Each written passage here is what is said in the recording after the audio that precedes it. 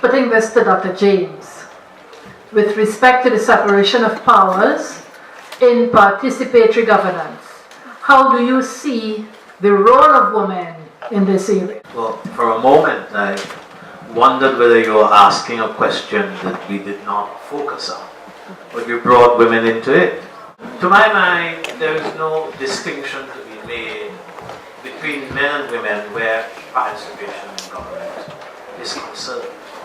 What men can do, by law and by social practice, women are able to do as well. So I don't make that kind of distinction.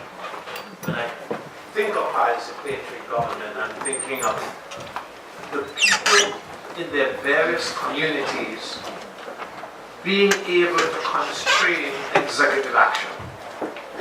For me, one of the biggest problems in our politics is the vast executive power that the cabinet has, which the people, after they vote, cannot constrain. So there is what we are good for, that those of us who are not in executive power, is to vote. In fact, the new recommendations coming out of the Constitution Reform Commission have given us one more vote. They see us as people who cast votes. They do not see us as people who run governments. But for me, to answer your question a little more economically, there's no distinction for me between men and women where participation in government is concerned. I think women are just as suitable for government, and I think there should be more women in government actually. The question is, do we have any structures that we are contemplating that can give the electorate power after the vote? Which is a story that we have not focused on, given the kind of topic that we are prepared for. Does that answer your question? Can you repeat the structure? Which structure? We are looking for structures that would empower voters. I do not consider myself to be empowered simply because I have a vote or two votes.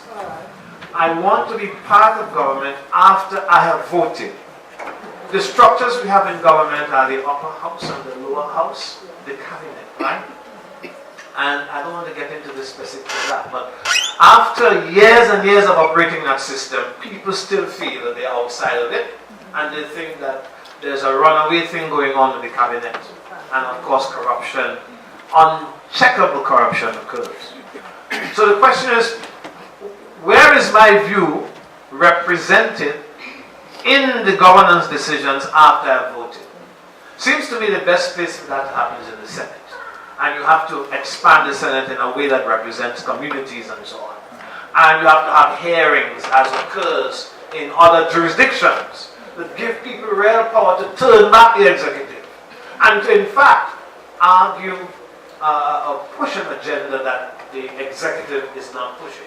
It also seems to me that the Senate should be a body that unifies the country and that brings the members of parliament who have been elected to have them on the heel, right? Of course, they will have their own agendas and so on. The Senate is there to balance them, hold them together and so on. But we don't have any debate on how we might reform something like the Senate to empower communities. So we have the dictatorship of people. But for me, that's an issue that is divergent from the topic that I was called upon to talk about, which is to say the women in politics, not only in politics, but women in political leadership. It would have been nice if the students that I'm seeing there, the high school students, could speak to that issue. I can talk about that because that's what I've come here to do, but I'm not hearing it. I don't think Mrs. Deckers asked me to advise her as to how to do a campaign. And I'm not going to offer advice.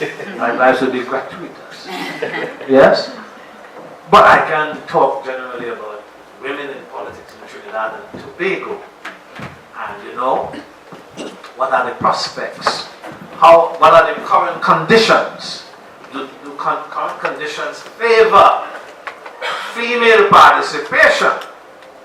and whether in fact that is sustainable, barring of course frightening catastrophes that could make us go back to the Middle Ages or even before that. So students, you have a question?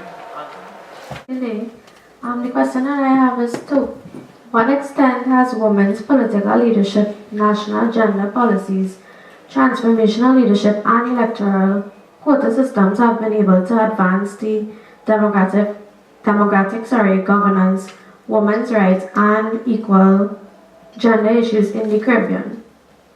A very short answer, which is to say that there will be 9 chapters answering that very question on the website of the International Development and Research Center, IDRC, within a matter of weeks.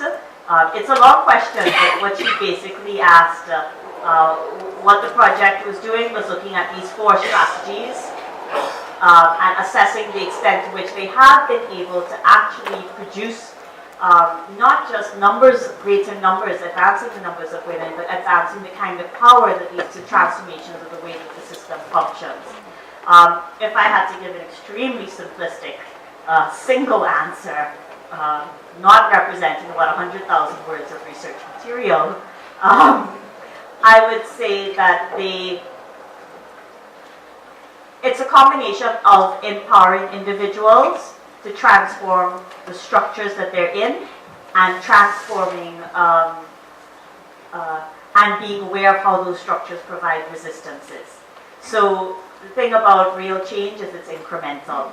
You will get individuals that come in on various levels and try to make change, and you will get a variety of constraints. In Guyana, some of the constraints that the women politicians talk about have to do with who controls the list of who gets chosen, has to do with the economic costs of being in political power, has to do with issues of ethnicity, representation of Amerindian communities, things like that. In other countries, women will talk about being able to be transformational leaders, but even as transformational leaders, having their own personal negotiations with really transforming the way we understand power in the society, rather than using the way we understand power to run NGOs or unions or so on successfully. The best I can say is that this has been the product of 3 years of research, for which the research findings will soon be available. So you can check us in after March 30th. Let me ask a student, did you say something about quotas? Could you repeat that part of the question? How it's able to advance the quota systems within the government systems. Oh, I'm not even aware that there is a quota system. In Guyana, but in Trinidad and Tobago there is. We've been asking for it, but not implemented. Yes, I know about those countries. Okay. I just thought but I know Trinidad and Tobago doesn't have that, so far as I know.